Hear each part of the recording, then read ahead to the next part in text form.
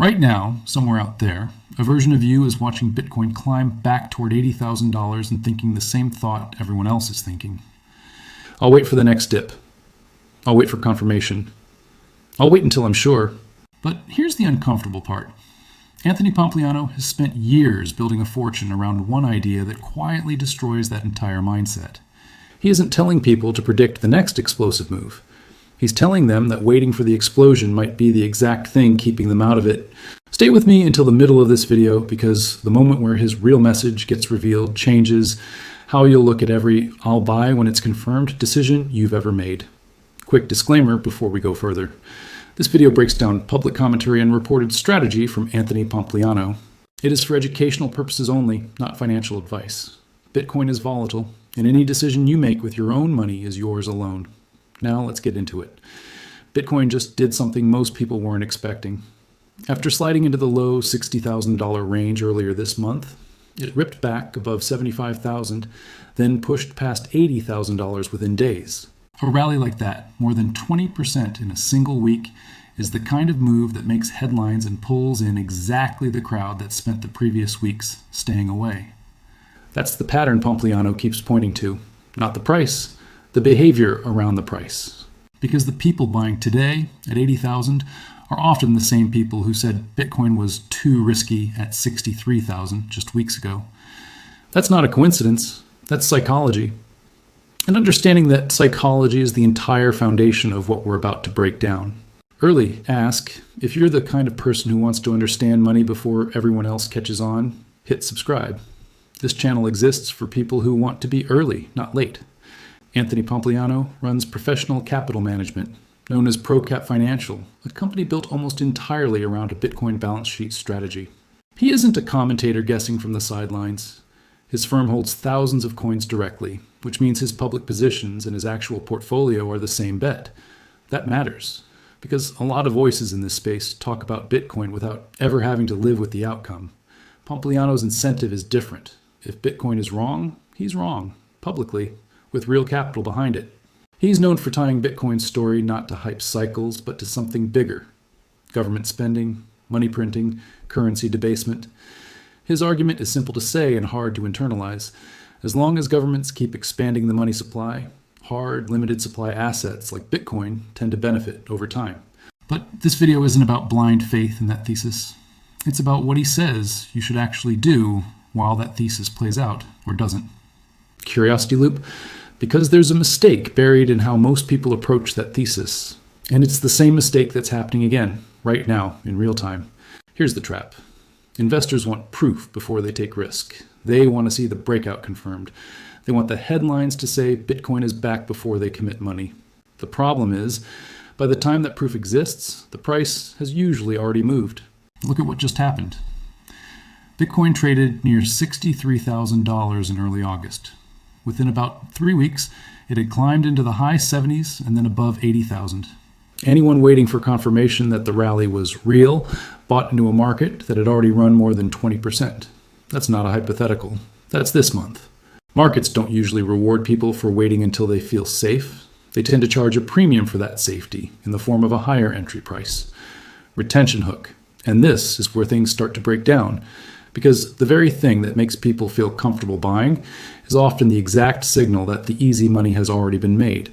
Are you positioned right now, or are you just watching from the sidelines, waiting to feel sure? Drop a comment. Be honest. There's a strange cycle that plays out almost every single time. When Bitcoin is cheap, sentiment is terrible. Analysts call it dead. Headlines call it a bubble that finally popped. People say the cycle is broken. That's exactly the environment Bitcoin was sitting in a few weeks ago, hovering in the low 60,000s, down sharply from its all-time high above $126,000 set back in October. Then price moves, confidence returns, institutions get quoted again, retail comes back in, and suddenly buying feels safe, right when the price is meaningfully higher than it was when everyone was scared. Fear, waiting, breakout, FOMO, buying higher. That's the loop. Pompliano's contrarian instinct runs directly against this. He's talked openly about buying Bitcoin specifically when it's out of favor, when nobody wants to talk about it, when the mood is bad. Not because bad sentiment guarantees a bottom, but because good sentiment almost never marks one. Bitcoin doesn't ring a bell at the bottom. Nobody sends you a notification. So what's the alternative to waiting for the perfect signal? It's not buy blindly. It's building a process instead of chasing a perfect moment. That process, based on how Pompliano talks about his own approach, tends to include a few consistent pieces. A long time horizon, measured in years, not weeks. A position sized so it doesn't control your emotional state. A refusal to chase price after it's already moved. And a habit of treating volatility as part of the deal, not a reason to panic. Here's the line that matters most. The goal isn't to predict the exact day Bitcoin explodes. The goal is to not be completely unprepared if it does. Think about that distinction for a second. Prediction is nearly impossible. Preparation is a choice you can make today before anything happens. What would you do differently if you stopped trying to predict the next move and started preparing for either outcome instead? Even professionals with full-time research teams struggle to time this asset, and there's a reason. Bitcoin trades every hour of every day, with no closing bell. It reacts to Federal Reserve policy, inflation data, ETF flows, Treasury bond buyback decisions, geopolitical shocks, and shifts in risk appetite that can happen overnight. Part of the rally we just saw was tied directly to a surprise shift in U.S. Treasury bond buyback activity, not to anything crypto-specific at all. One policy announcement, one liquidity shift, and sentiment flips within hours. Trying to perfectly time an asset like that is a little like trying to predict the exact second lightning strikes. You can understand the weather conditions. You can understand that a storm is building. But nobody controls the precise moment. And this is exactly why Pompliano's real strategy stops being about Bitcoin's price at all and starts being about something most viewers never expect. A short-term trader asks one question: where will Bitcoin be next week? A long-term investor asks a completely different one. If the underlying thesis, money printing, institutional adoption, limited supply, plays out over years, where could this asset be? That single shift changes everything about how volatility feels. To a short-term trader, a 15 or 20% swing is terrifying. To someone thinking in years, that same swing can become an opportunity to add, not a reason to panic. But let's be careful here, because long-term thinking is not a magic word that guarantees profit. It simply means you're not forced to make every decision based on the next candle on the chart. It buys you room to think instead of react. Morning, afternoon, or night for you right now, watching this? Drop it in the comments. I'm curious how many time zones are paying attention to this exact rally. Here's the part most Bitcoin content completely misses. The title of this video says, "Stop waiting for Bitcoin to moon." That's not really about price targets. It's about a mindset trap. If your entire investment thesis depends on Bitcoin immediately doubling, you're not investing. You're gambling on timing, and gambling on timing is a game where even smart, experienced people lose consistently. The order matters: thesis first, then strategy, then risk management, then patience. Not the reverse, where hype creates a moon target, and the moon target creates FOMO, and FOMO creates decisions made at the worst possible price.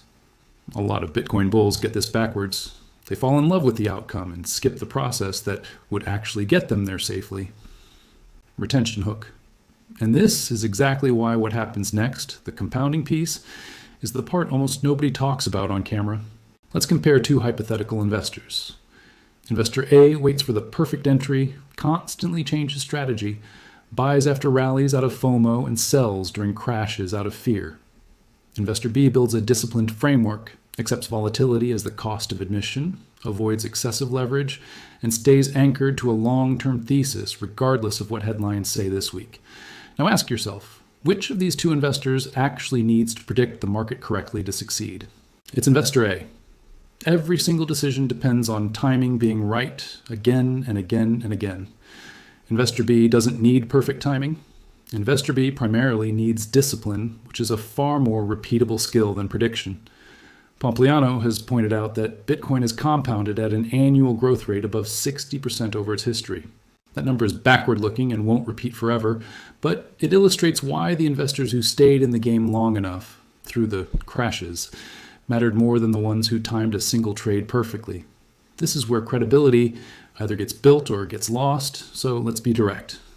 None of this means Bitcoin only goes up. It doesn't. Drawdowns of 50% or more have happened multiple times in Bitcoin's history, and they can happen again. Regulation can shift. Liquidity can dry up fast during stress events. Bitcoin can underperform for long stretches, sometimes years, even while the long-term thesis stays intact. Even Pompliano, when asked about predictions of Bitcoin compounding at 30% a year for 2 straight decades, pushed back a little, pointing out that 20 years is a long time, and a lot can change over that stretch. That's not blind bullishness. That's someone who understands the difference between conviction and certainty. Being bullish doesn't mean ignoring risk. It means understanding exactly what you're risking and sizing your decisions accordingly. Do you think the system in this current rally can hold? Or is this just another leg in a much longer, messier cycle? Tell me what you think in the comments. I read them. Here's the emotional loop that traps almost everyone at some point. Bitcoin falls. I'll wait. Bitcoin stabilizes. Still feels too risky. Bitcoin breaks out. Okay, now it's confirmed. Bitcoin surges like it just did, climbing over 20% in a matter of days. I'm buying now. Then a correction hits. Bitcoin is dead again. Repeat. The market doesn't have to defeat you on its own. Your own emotional timing can do that job for it every single cycle without fail. This is exactly the trap playing out right now in real time as Bitcoin pushes toward that $80,000 level. The people who avoided it in the 60,000s out of fear are the same people most tempted to chase it here out of FOMO. Curiosity loop. And there's one more mistake sitting right underneath this one that can turn a normal correction into a financial disaster. If someone becomes convinced Bitcoin is about to explode higher, the temptation isn't just to buy. It's to buy bigger than they should, to borrow, to use leverage, to chase options tied to the next breakout. Then a completely normal 15 to 25% pullback, something Bitcoin does routinely, becomes catastrophic instead of manageable. Here's the principle worth remembering. You don't need to predict Bitcoin correctly if your position is so oversized that you're forced to sell at the worst possible moment. Sizing discipline isn't exciting content. It doesn't get clicks the way a moon prediction does. But it's the difference between an investor who survives 5 market cycles and one who gets wiped out during the first serious correction. Hit, like if this part is starting to make sense because this is the part that actually protects your money, not just grows it. Pull it all together, and here's a practical framework that mirrors how Pompliano approaches this. First, know why you own Bitcoin. Not because it's going up, but what specific long-term thesis you're actually betting on, whether that's monetary debasement, institutional adoption, or scarcity. Second, define your time horizon honestly. Days, months, or years. That answer changes everything about how you should react to volatility. Third, size the position around reality, not around a fantasy outcome where everything goes perfectly. Fourth, expect volatility as a feature, not a warning sign that something is broken. Fifth, stop chasing certainty, because markets rarely hand out certainty before a move happens, only after. Sixth, build the plan before the emotions arrive, because decisions made during euphoria or panic are consistently the worst ones anyone makes. So here's the real message, stripped of everything else. It was never, Bitcoin is going to moon. That's the headline that gets clicks. The real message is far less comfortable. Stop building your entire strategy around waiting for Bitcoin to moon. Because if you only get interested once the price looks unstoppable in this case, already meant a 20+% move you missed. The opportunity was never in predicting the explosion. It was in building a strategy that never needed to predict it in the first place.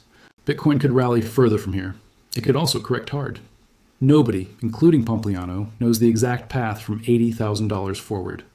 But the investor who can survive both outcomes has a structural advantage over the investor endlessly trying to call the next candle.